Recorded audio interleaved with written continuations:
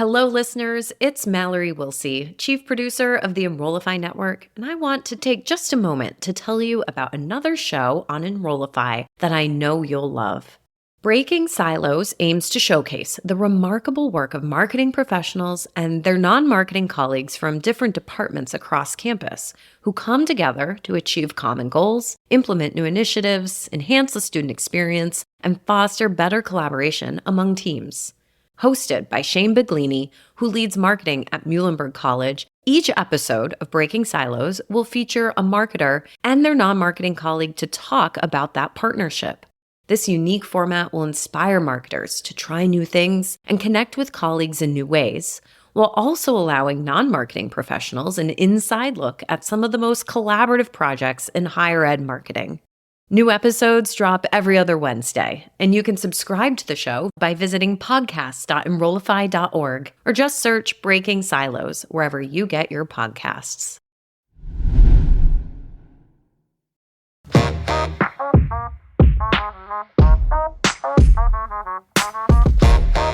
Welcome to I Want to Work There, a podcast that helps colleges and universities boost their brands as employers of choice. I'm your host, Eddie Francis, brand strategy consultant for Edify Ventures. Join me every other week for discussions with some of the best minds in talent recruitment and retention, human resources, and marketing and communications inside and outside of higher education. I Want to Work There is part of the Enrollify Network, a robust collection of podcasts designed to help higher education professionals just like you grow, and explore our other shows at enrollify.org, or check out some of my personal favorites linked in the show notes below. Enrollify is made possible by Element 451, the leading AI-powered all-in-one student engagement platform, helping institutions create meaningful, personalized, and engaging interactions with students. Learn more at element451.com.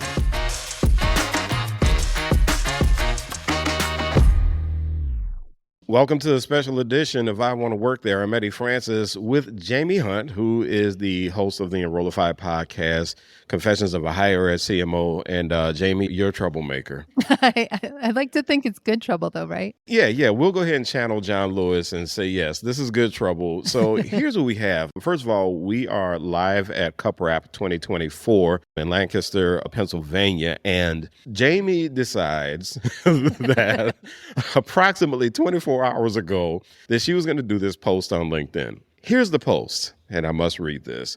Higher ed needs to get it together on salaries.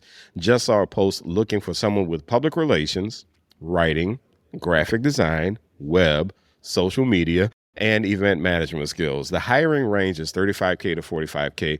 And this is the part. Guys, no, that's embarrassing.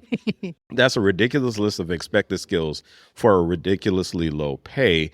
Those are not entry-level skills. So since Jaime did that post, over 200 comments, 55 reposts, almost 2,000 reactions to it. And what about impressions? Where are you as far as impressions?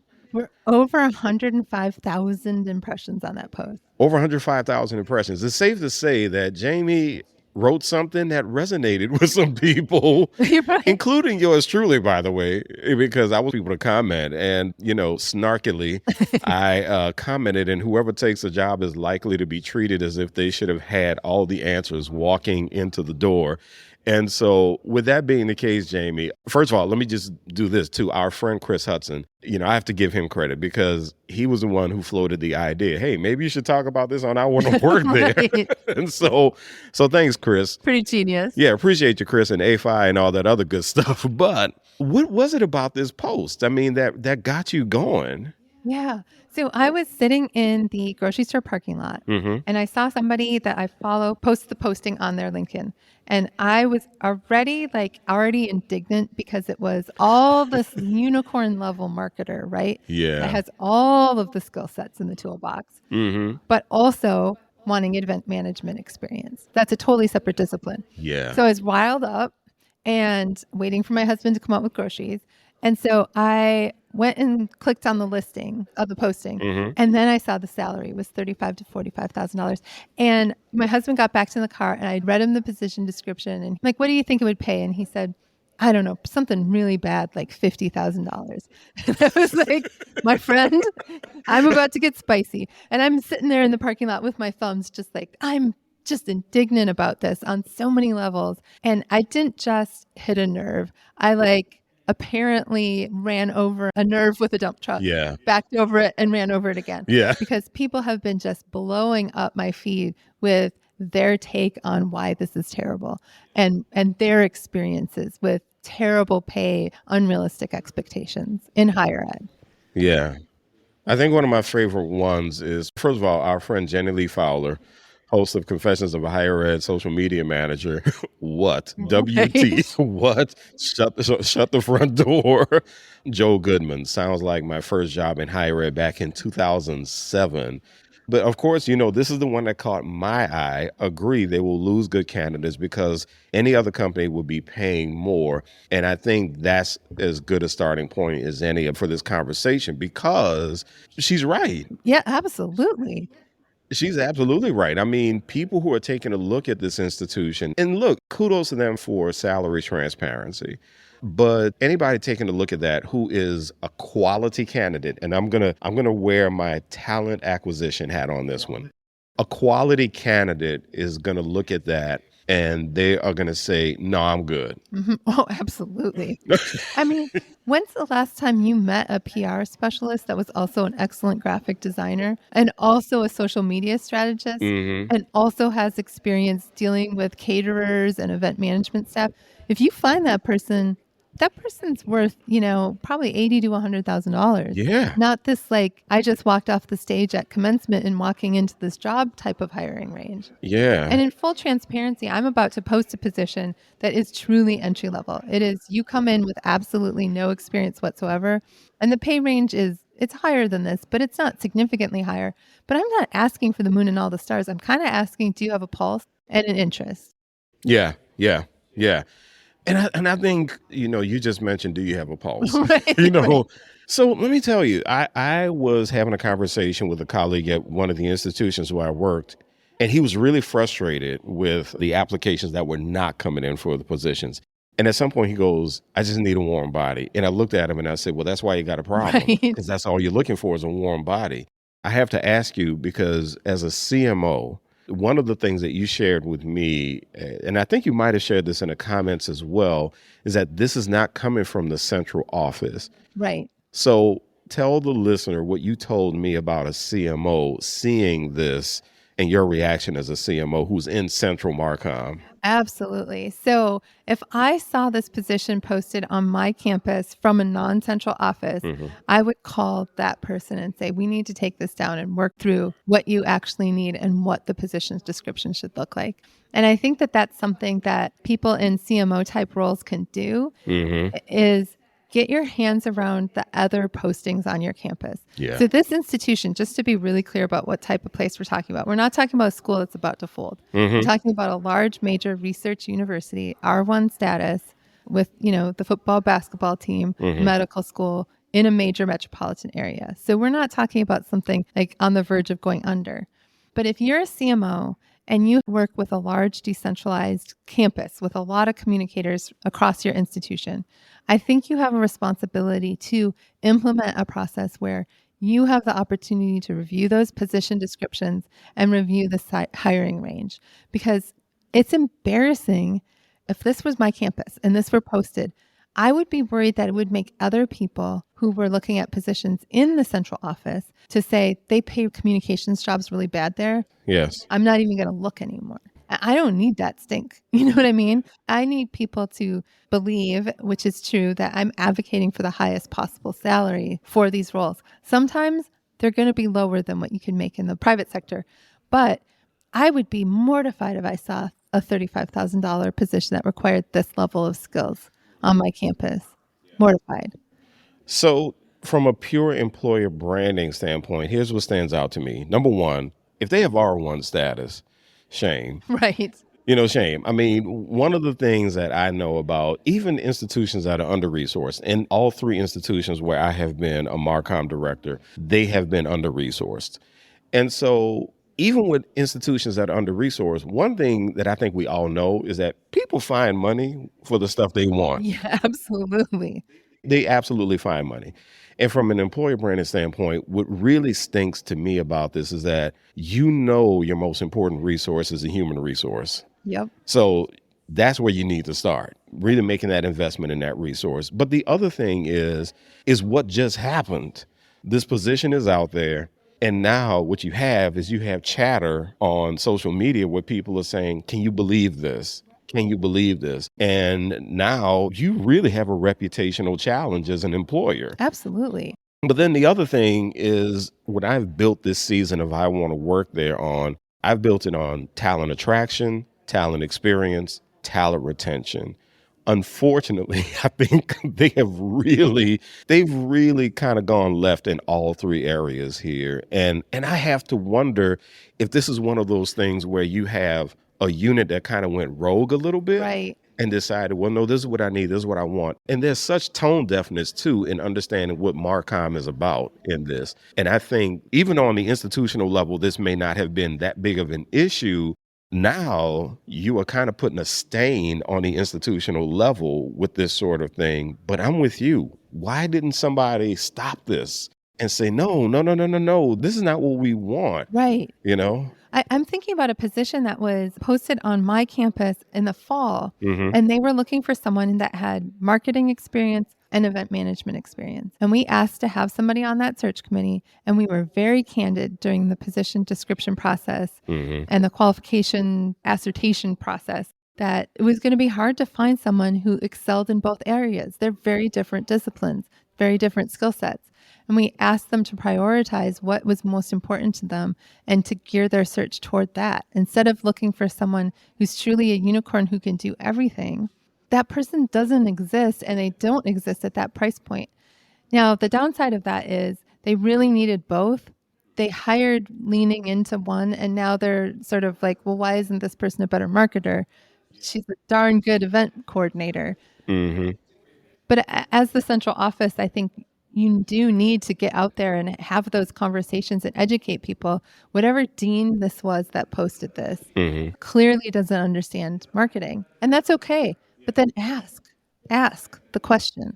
Yeah. I think that one of the things that institutions need to be clear about, because even if whoever posted this, whatever unit it is, even if they get a lot of applications for this, which is very possible that they're getting all kinds of applications, which I would hope that is the case.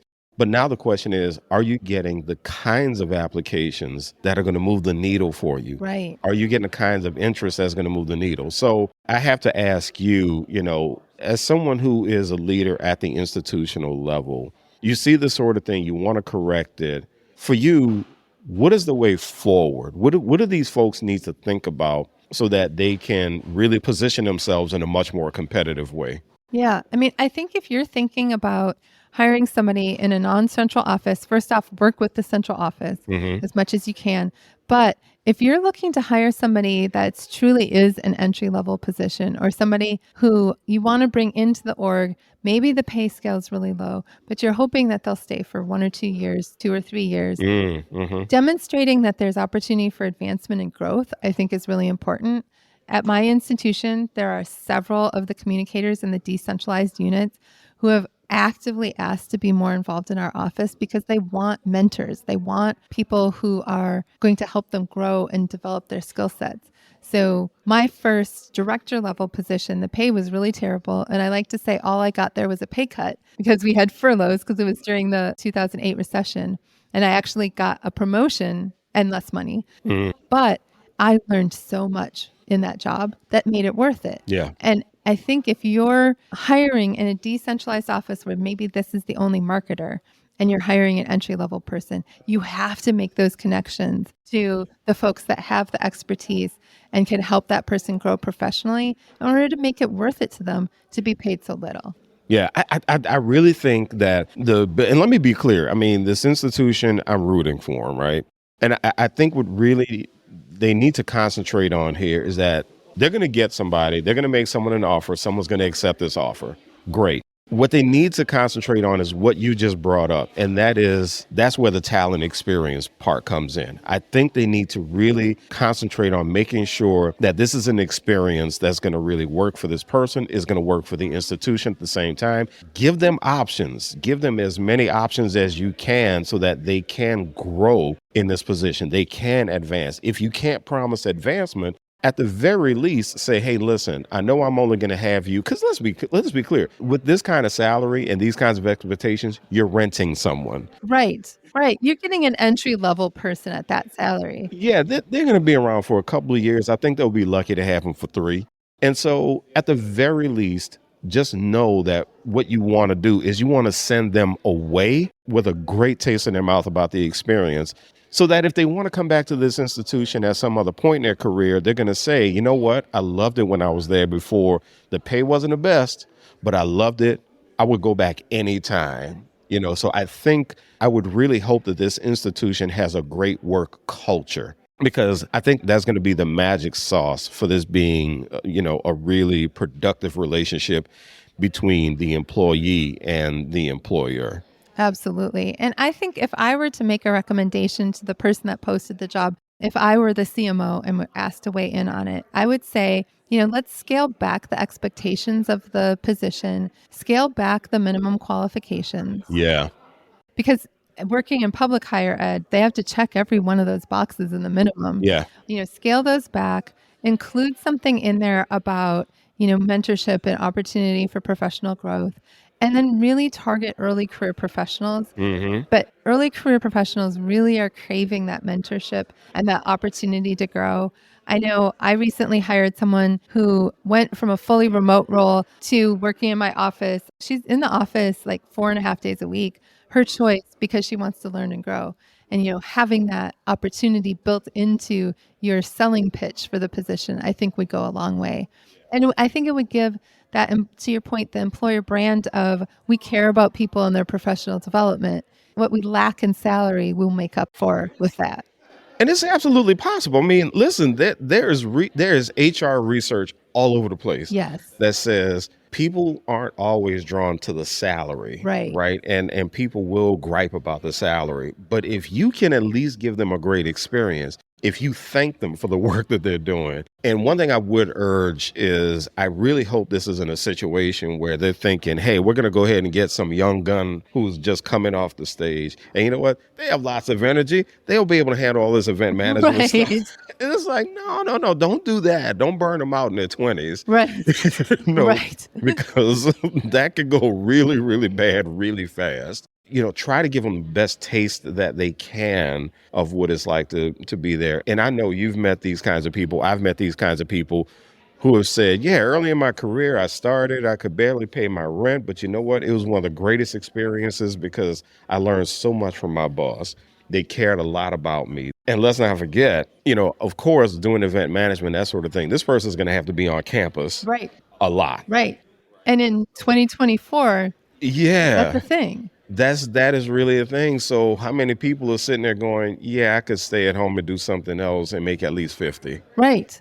I mean, honestly, you could walk into Target or Starbucks and make more. Yeah. And you wouldn't have sort of the pressure, because the posting actually talks about this is going to be a job with a ton of last minute high pressure requests. They put that in the position description, which on a one level I appreciate, right? Because let's be upfront, you're going to hate it.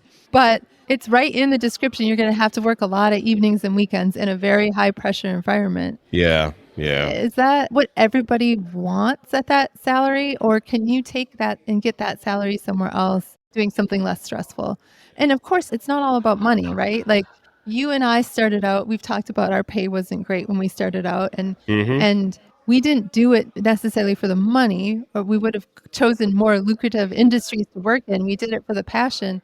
But groceries cost money. You have to pay your mortgage. And there has to be some sort of trade-off there for that. Yeah, I think the best chance that this employer has is to provide a great talent experience. And hopefully that's what the person who accepts this offer, that's what they're going to get. So we don't want to leave it on a gripe note. We definitely want to say that we hope the very best for the employer. But at the same time, I do like your charge and your challenge that we can do better, and we know we can do better, especially in higher ed. And like I always like to say, especially on this podcast, higher ed is a people business. Yes. Human capital. And we're not just talking about the students. Right. We're talking about the people who have to serve the students. Absolutely. The better shape that they're in, the better shape the students are going to be in. And so, yeah, we got to take care of our people. Well, and I want to make the observation that, well, I work in marketing and you and I both work in marketing. The number of commenters who are talking about student affairs roles, advising roles, things like that, it's not isolated to marketing. It's across the board, looking for people with master's degrees and then paying them $30,000. And it's so ironic because in higher ed, we talk about how you can earn more money if you get a degree. Yeah. And then here comes this gut punch of a job posting. And it's like, well, I can't pay my student loans with that. So, what are you going to do? Yeah, I know. So hoping the very best for these folks. But Jaime, thank you so much. Appreciate it. Appreciate the good trouble too. I'm always up for it. Yeah, Jaime Hunt, who is the host of Confessions of a Higher Ed CMO, who also was on episode 3 of I Want to Work There. And again, we are broadcasting from CUPRAP 2024 in Lancaster, Pennsylvania. And Jaime, thanks again. Appreciate you. Thank you, Eddie. I enjoyed every minute.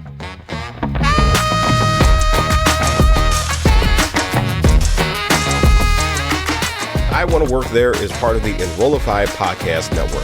If you like this podcast, chances are you'll like other Enrollify shows too.